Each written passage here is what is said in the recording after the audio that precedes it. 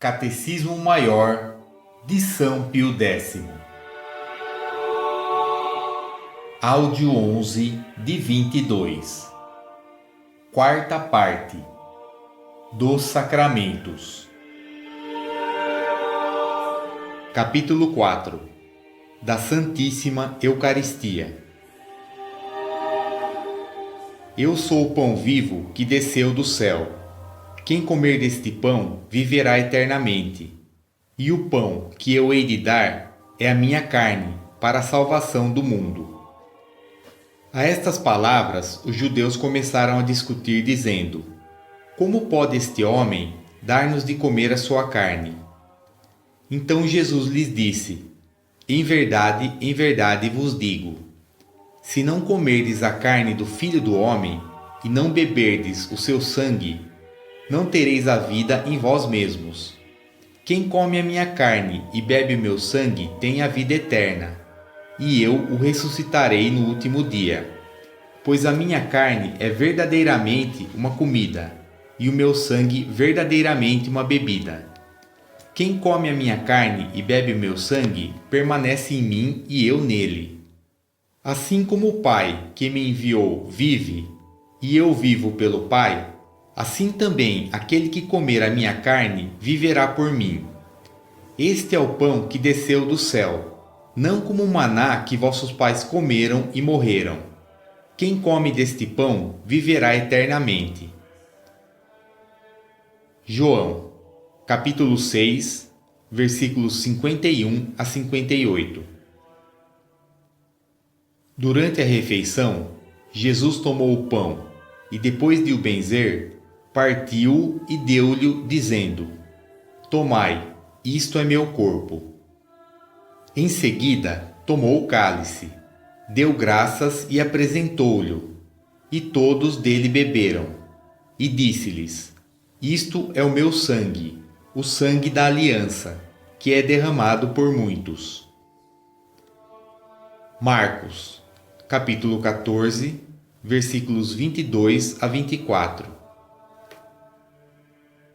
Tomou em seguida o pão, e depois de ter dado graças, partiu e deu-lhe, dizendo: Isto é o meu corpo, que é dado por vós. Fazei isto em memória de mim. Do mesmo modo, tomou também o cálice, depois de cear, dizendo: Este cálice é a nova aliança em meu sangue, que é derramado por vós. Lucas, capítulo 22, versículos 19 a 20. Parágrafo 1º. Da natureza da Santíssima Eucaristia e da presença real de Jesus Cristo neste sacramento. 597. Que é o sacramento da Eucaristia? A Eucaristia é um sacramento que, pela admirável conversão de toda a substância do pão no corpo de Jesus Cristo e de toda a substância do vinho no seu precioso sangue, contém verdadeira, real e substancialmente o corpo, sangue, alma e divindade do mesmo Jesus Cristo nosso Senhor, sob as espécies de pão e de vinho, para ser nosso alimento espiritual. 598.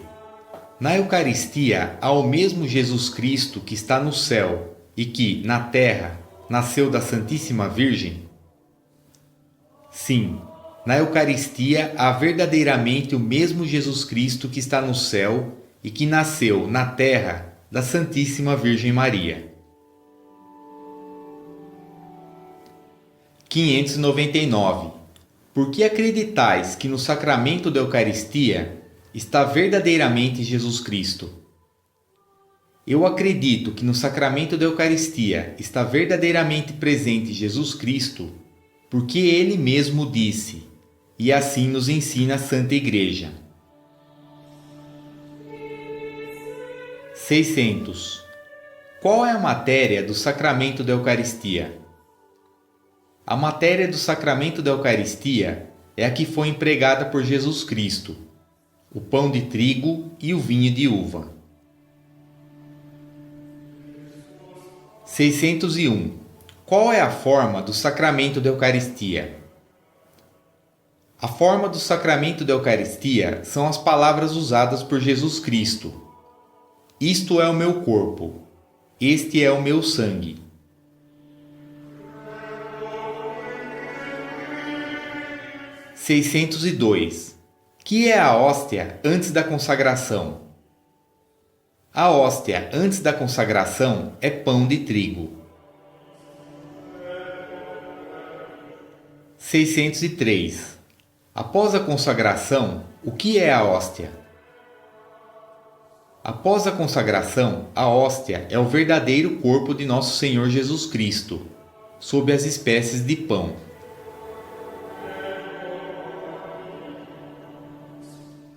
604. Que está no cálice antes da consagração? No cálice, antes da consagração, há vinho com algumas gotas de água.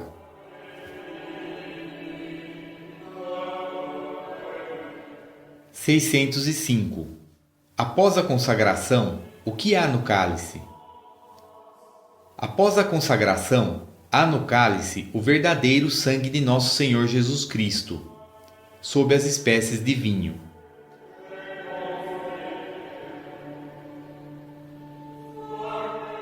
606. Quando se faz a conversão do pão no corpo e do vinho no sangue de Jesus Cristo? A conversão do pão no corpo e do vinho no sangue de Jesus Cristo faz-se precisamente no ato em que o sacerdote, na Santa Missa, pronuncia as palavras da consagração.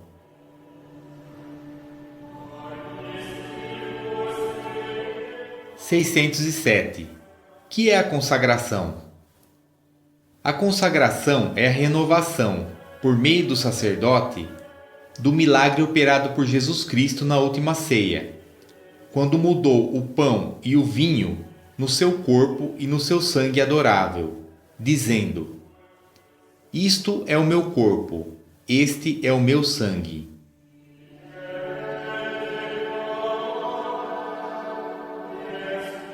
608. Como é chamada pela Igreja a miraculosa conversão do pão e do vinho no corpo e no sangue de Jesus Cristo? A miraculosa conversão que todos os dias se opera sobre os nossos altares é chamada pela Igreja transubstanciação. 609. Quem deu tanta virtude às palavras da consagração? Quem deu tanta virtude às palavras da consagração foi o mesmo Jesus Cristo, nosso Senhor, Deus onipotente.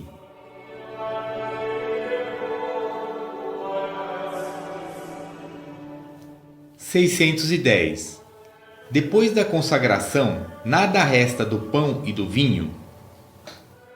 Depois da consagração, restam apenas as espécies do pão e do vinho. 611. Que são as espécies do pão e do vinho? Espécies são a quantidade e as qualidades sensíveis do pão e do vinho, como a forma, a cor e o sabor.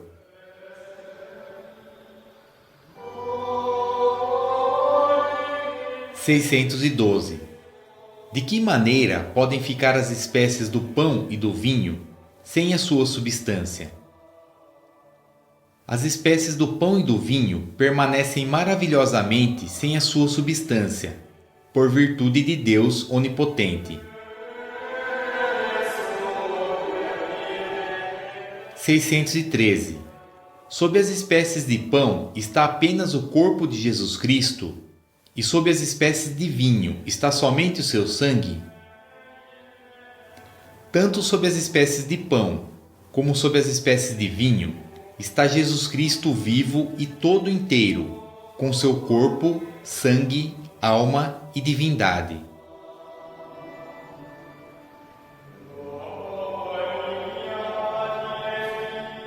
614. Podereis dizer-me, por que tanto na hóstia como no cálice está Jesus Cristo todo inteiro? Tanto na hóstia como no cálice está Jesus Cristo todo inteiro, porque Ele está na Eucaristia vivo e imortal como no céu. Por isso, onde está o seu corpo, está também o seu sangue, sua alma e sua divindade. E onde está seu sangue, está também seu corpo, sua alma e sua divindade, pois tudo isto é inseparável em Jesus Cristo. 615. Quando Jesus Cristo está na hóstia, deixa de estar no céu?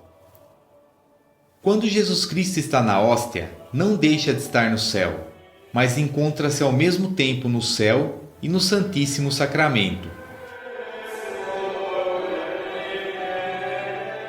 616. Jesus Cristo está presente em todas as hóstias consagradas do mundo? Sim, Jesus está presente em todas as hóstias consagradas. 617. Como é possível que Jesus Cristo esteja em todas as hóstias consagradas? Jesus Cristo está em todas as hóstias consagradas em virtude da onipotência de Deus, a quem nada é impossível. 618. Quando se parte a hóstia, parte-se também o corpo de Jesus Cristo? Quando se parte a hóstia, não se parte o corpo de Jesus Cristo, mas partem-se somente as espécies do pão. 619. Em que parte da hóstia fica o corpo de Jesus Cristo? O corpo de Jesus Cristo fica inteiro em todas e em cada uma das partes em que a hóstia foi dividida.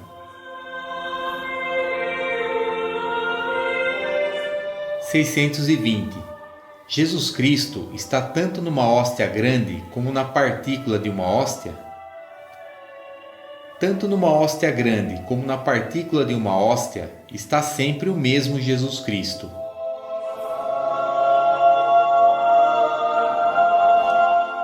621. Por que motivo se conserva nas igrejas a Santíssima Eucaristia? A Santíssima Eucaristia é mantida nas igrejas para ser adorada pelos fiéis e levada aos enfermos quando for necessário.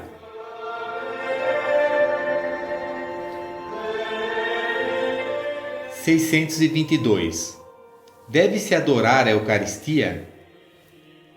A Eucaristia deve ser adorada por todos, porque ela contém verdadeira, real e substancialmente o mesmo Jesus Cristo, nosso Senhor.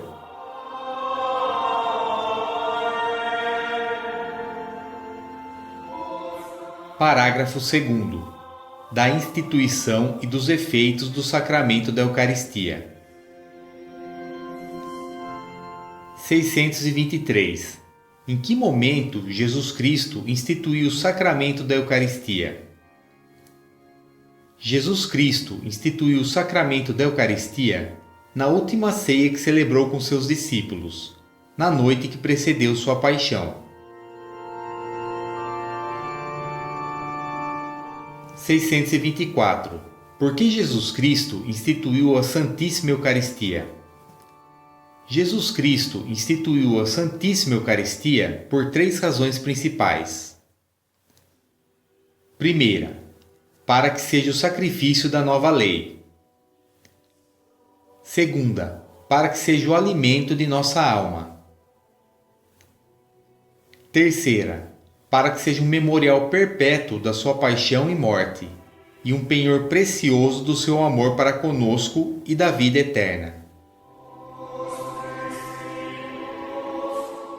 625.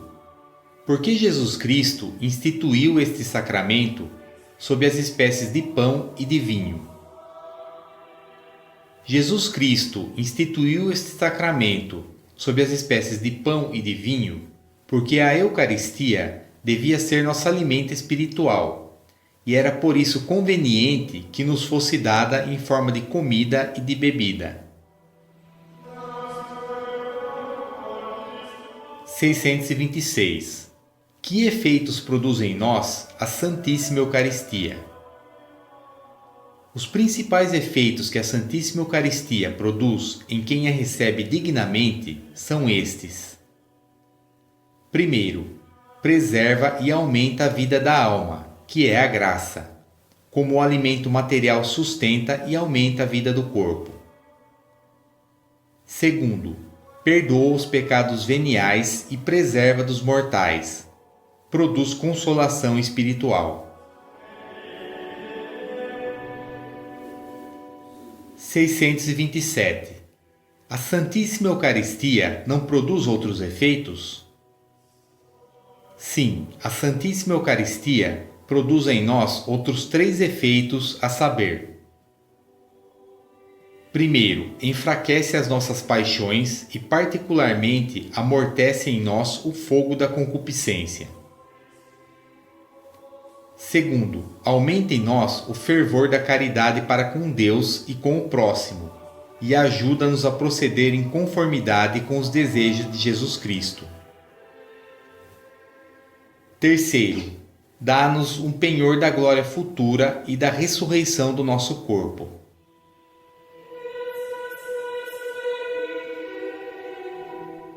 Parágrafo 3º.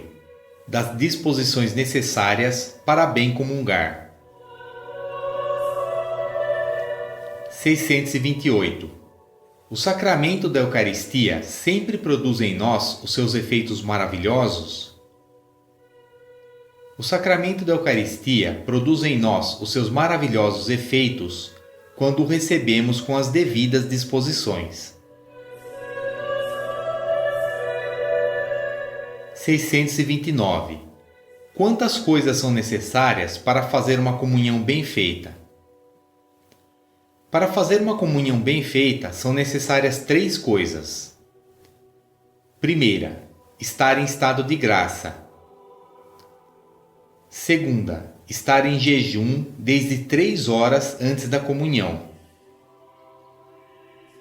Terceira, saber o que se vai receber e aproximar-se da Sagrada Comunhão com devoção.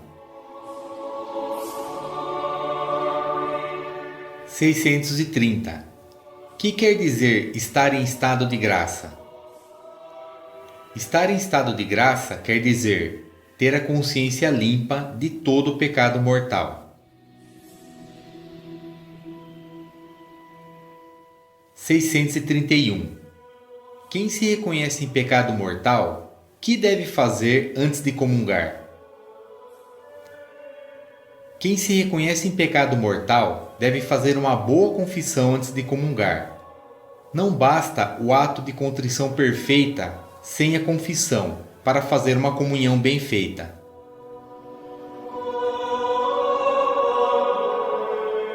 632.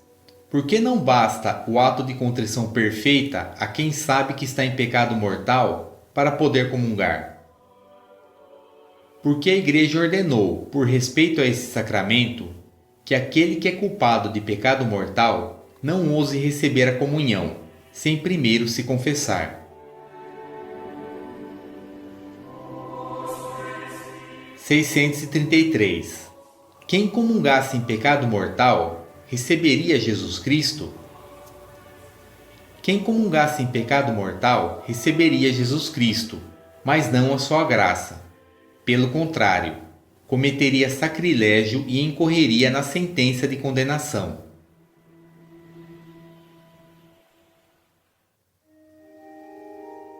634. Como é o jejum exigido antes da comunhão? Antes da comunhão é necessário o jejum natural, que consiste em abster-se de qualquer espécie de comida ou bebida. Nota do tradutor. Na atual disciplina eucarística, a ingestão de água natural não quebra o jejum.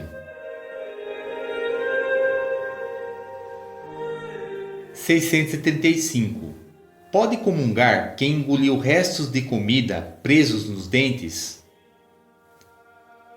Quem engoliu restos de comida presos nos dentes pode comungar, porque já não são tomados como alimentos ou perderam tal condição.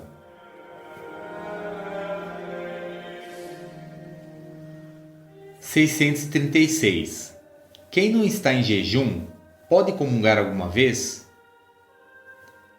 Comungar sem estar em jejum é permitido aos doentes que estão em perigo de morte e aos que sofrem com enfermidades prolongadas. A comunhão feita pelos doentes em perigo de morte chama-se viático, porque os sustenta na viagem que eles fazem desta vida à eternidade.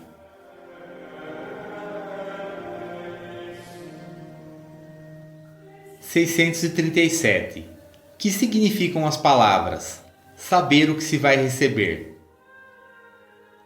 Saber o que se vai receber significa conhecer o que é ensinado a respeito desse sacramento na doutrina cristã e acreditá-lo firmemente.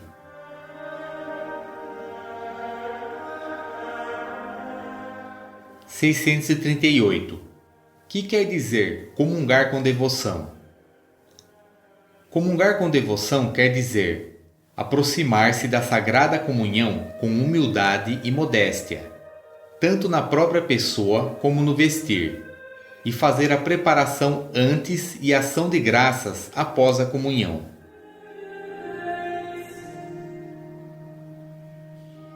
(639) Em que consiste a preparação antes da comunhão?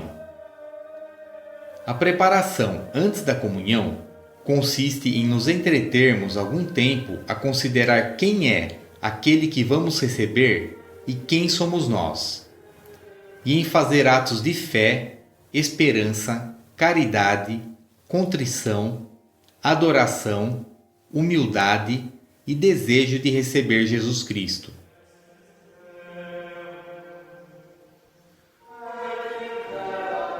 (640) Em que consiste a ação de graças depois da comunhão? A ação de graças depois da comunhão consiste em permanecermos recolhidos para honrar a presença do Senhor dentro de nós mesmos, renovando os atos de fé, esperança, caridade, adoração, agradecimento, oferecimento e súplica, pedindo, sobretudo, aquelas graças que são mais necessárias para nós e para aqueles por quem somos obrigados a orar.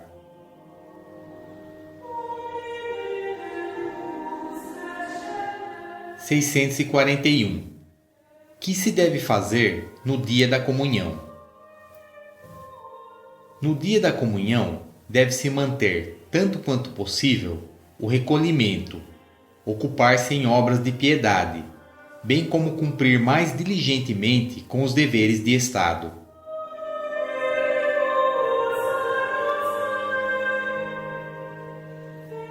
(642) Depois da Sagrada Comunhão, quanto tempo permanece Jesus Cristo em nós?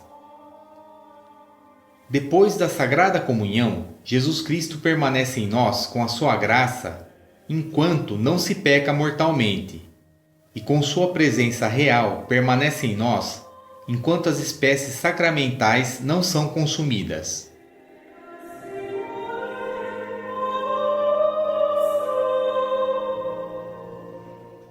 Parágrafo 4º. Da maneira de comungar. 643. Como devemos apresentar-nos no ato de receber a Sagrada Comunhão?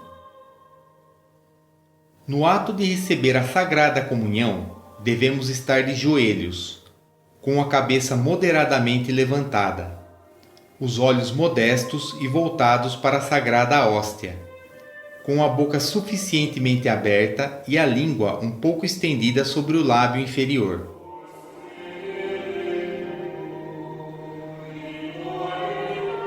(644) Como se deve segurar a toalha ou a patena da comunhão? A toalha ou a patena da comunhão deve-se segurar de maneira que recolha a sagrada partícula, caso ela viesse a cair. 645. Quando se deve engolir a sagrada hóstia? Devemos procurar engolir a sagrada hóstia o mais depressa possível, e convém abster-nos de cuspir por algum tempo.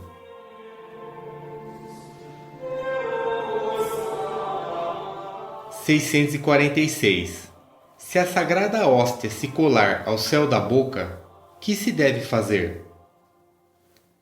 Se a sagrada hóstia se colar ao céu da boca, é preciso despregá-la com a língua, nunca com os dedos.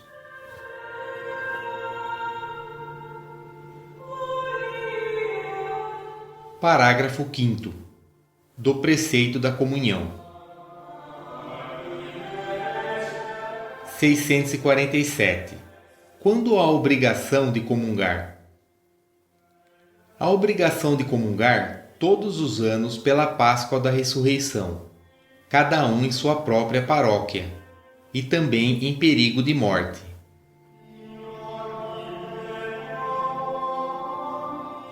(648) Com que idade começa a obrigar o preceito da comunhão pascal? O preceito da comunhão pascal começa a obrigar na idade em que a criança é capaz de recebê-la com as devidas disposições.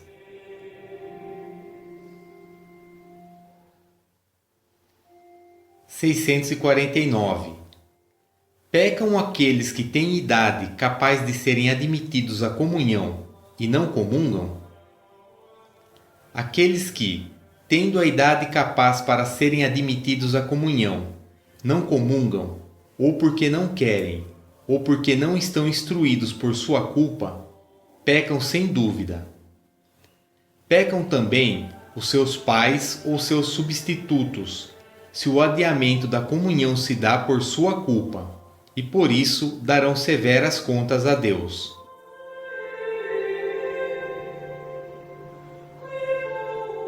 (650) É bom e útil comungar com frequência?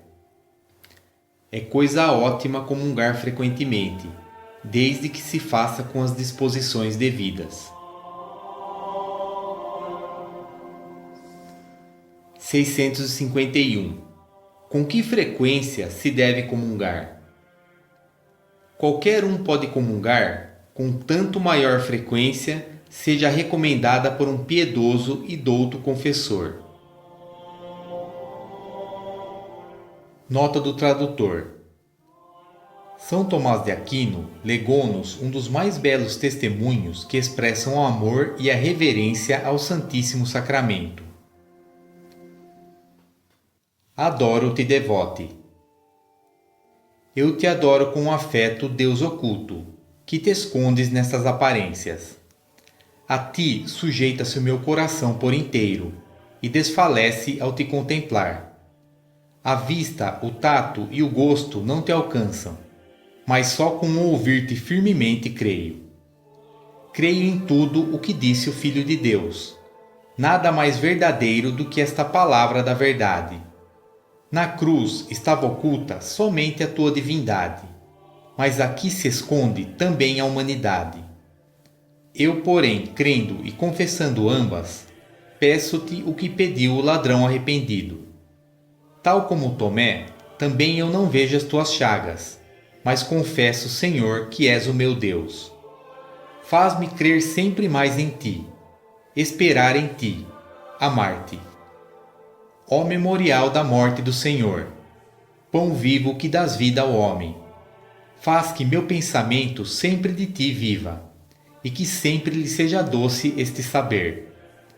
Senhor Jesus, terno pelicano, lava-me a mim, imundo, com teu sangue, do qual uma só gota já pode salvar o mundo de todos os pecados.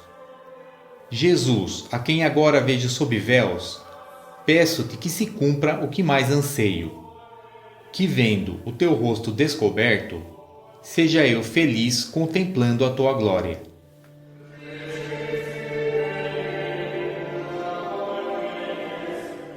Capítulo 5. Do Santo Sacrifício da Missa. Assim, todas as vezes que comeis desse pão e bebeis desse cálice, lembrais a morte do Senhor, até que venha. Primeira Epístola aos Coríntios, capítulo 11, versículo 26. O cálice de bênção que benzemos não é a comunhão do sangue de Cristo? E o pão que partimos não é a comunhão do corpo de Cristo? Uma vez que há único pão, nós, embora sendo muitos, formamos um só corpo, porque todos nós comungamos do mesmo pão. Coríntios, capítulo 10, versículos 16 e 17. Porém, já veio Cristo, sumo sacerdote dos bens vindouros, e através de um tabernáculo mais excelente e mais perfeito, não construído por mãos humanas, isto é, não deste mundo, sem levar consigo o sangue de carneiros ou novilhos, mas com seu próprio sangue, entrou de uma vez por todas no santuário, adquirindo-nos uma redenção eterna.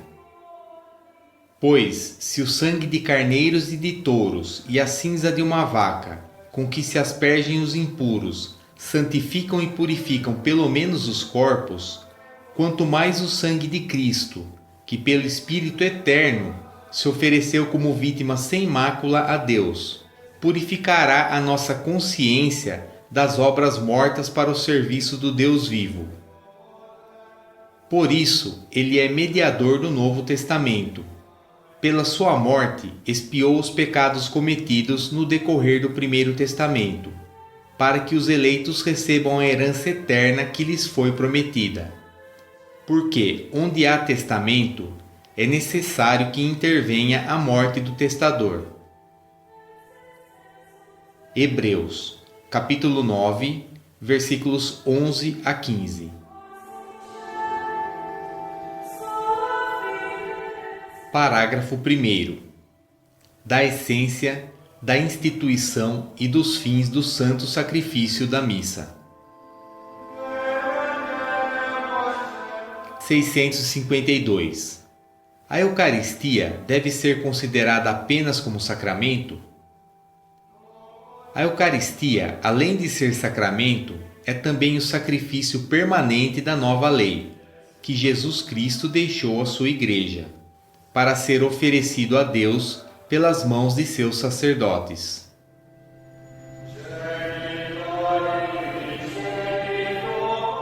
653. Em que consiste, em geral, o sacrifício? O sacrifício, em geral, consiste em oferecer a Deus uma coisa sensível e destruí-la de alguma maneira, para reconhecer o supremo domínio que Ele tem sobre nós e sobre todas as coisas. 654. Como é chamado este sacrifício da nova lei? Este sacrifício da nova lei é chamado de Santa Missa. 655. Que é então a Santa Missa? A Santa Missa é o sacrifício do corpo e do sangue de Jesus Cristo, oferecido sobre os nossos altares, sob as espécies do pão e do vinho, em memória do sacrifício da cruz.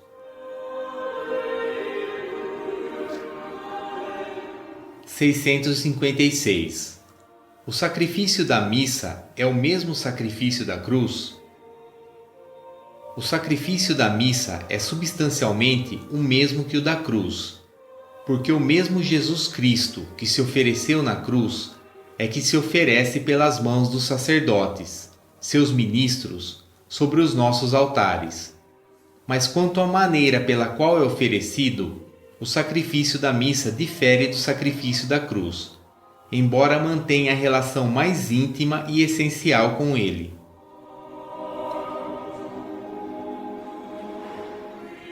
657. Qual é a diferença e, portanto, a relação entre o sacrifício da missa e da cruz? Entre o sacrifício da missa e o sacrifício da cruz, há esta diferença e esta relação: que Jesus Cristo na cruz se ofereceu derramando seu sangue e merecendo para nós, ao passo que, sobre os altares, ele se sacrifica sem o derramamento de sangue, aplicando-nos os frutos da sua paixão e morte.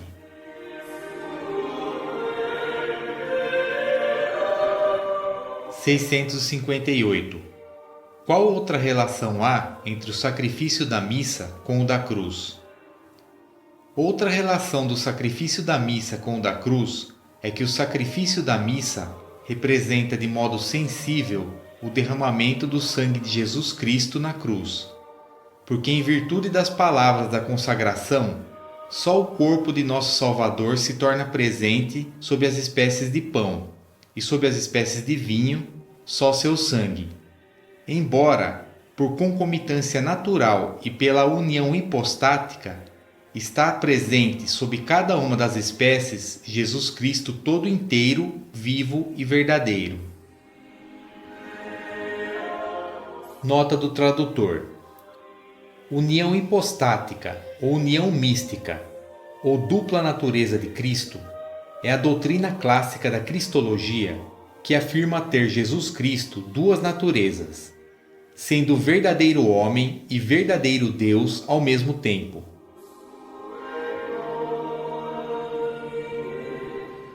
(659) O sacrifício da cruz não é o único sacrifício da nova lei? O sacrifício da cruz é o único sacrifício da nova lei, na medida em que, através dele, nosso Senhor satisfez a justiça divina, adquiriu todos os merecimentos necessários para nos salvar, e assim consumou de sua parte a nossa redenção. São estes merecimentos, no entanto, que ele nos aplica pelos meios que instituiu na sua Igreja, entre os quais está o santo sacrifício da missa.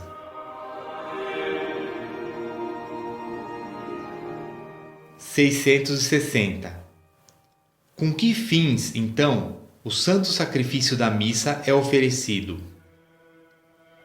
O santo sacrifício da missa é oferecido a Deus para 4 finalidades. Primeira, para honrá-lo como convém, e isso é chamado de sacrifício latrêutico. Segunda, para lhe dar graças pelos seus benefícios, e isso é chamado de sacrifício eucarístico. Terceira, para aplacá-lo, dar-lhe a devida satisfação pelos nossos pecados, para sufragar as almas do purgatório. E sob esse aspecto é chamado de sacrifício propiciatório.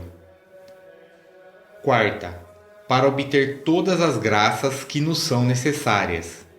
E por essa razão o sacrifício é chamado impetratório.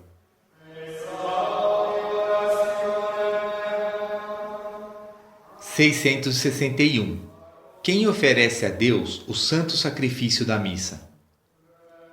O primeiro e principal oferente do santo sacrifício da missa é Jesus Cristo, e o sacerdote é o ministro que, em nome de Jesus Cristo, oferece este sacrifício ao Padre Eterno.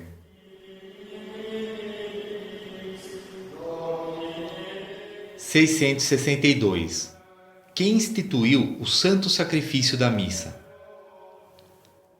Foi o próprio Jesus Cristo quem instituiu o santo sacrifício da missa, quando instituiu o sacramento da Eucaristia, e disse que se o fizesse em memória de sua paixão.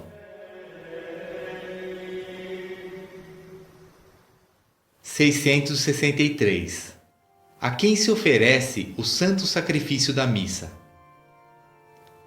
O santo sacrifício da missa se oferece somente a Deus.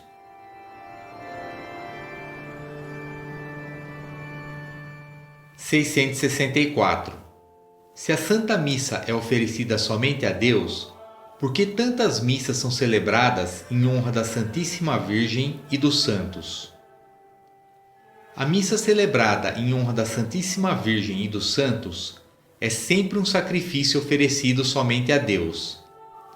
Disse, porém, que será celebrada em honra da Santíssima Virgem e dos santos, para louvar a Deus neles pelos dons que lhes concedeu, e para obter mais abundantemente, por meio da intercessão deles, as graças de que necessitamos.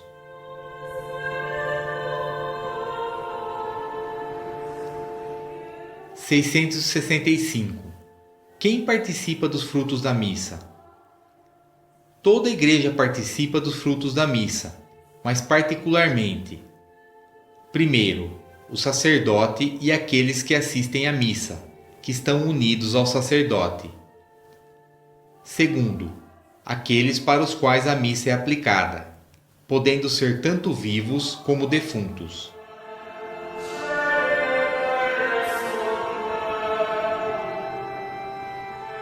Parágrafo 2º. Do modo de assistir à missa. 666. O que é necessário para ouvir bem e com frutos a Santa Missa? Para ouvir bem e com frutos a Santa Missa, são necessárias duas coisas. Primeiro, a modéstia da pessoa, exterior. Segundo, a devoção do coração, interior.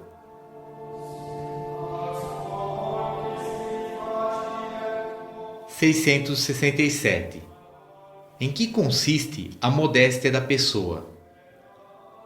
A modéstia da pessoa consiste especialmente no modo de estar modestamente vestido, em observar o silêncio e o recolhimento, e em estar, tanto quanto possível, de joelhos, exceto no tempo dos dois evangelhos, que se escutam em pé. 668. Ao ouvir a Santa Missa, qual é a melhor maneira de praticar a devoção do coração, ou interior? O melhor modo de praticar a devoção do coração, ou interior, ao ouvir a Santa Missa, é o seguinte. Primeiro, unir-se desde o início à própria intenção à do sacerdote, oferecendo a Deus o santo sacrifício para os fins por que foi instituído. Segundo, acompanhar o sacerdote em cada oração e ação do sacrifício. Terceiro, meditar a paixão e morte de Jesus Cristo e detestar de todo o coração os pecados que lhe deram causa. Quarto, fazer a comunhão sacramental ou pelo menos a espiritual, ao tempo em que o sacerdote comunga.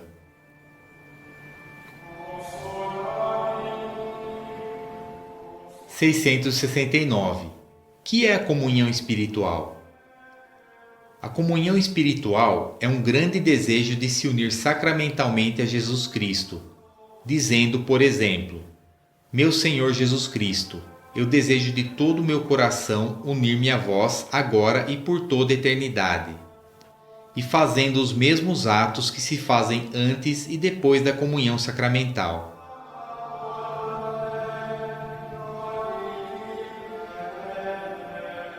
(670) A recitação do rosário ou de outras orações durante o santo sacrifício impede ouvir a missa com fruto? A recitação dessas orações não impede ouvir com fruto a missa, desde que haja um esforço possível de acompanhar as ações do santo sacrifício.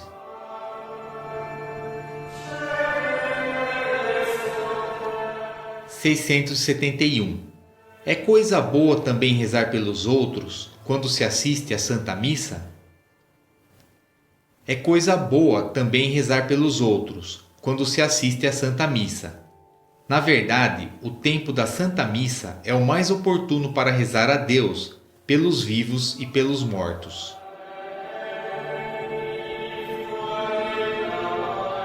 672. Terminada a missa, que se deve fazer? Terminada a missa, devemos render graças a Deus por nos ter concedido a graça de assistir a este grande sacrifício e pedir-lhe perdão das faltas cometidas enquanto a assistimos.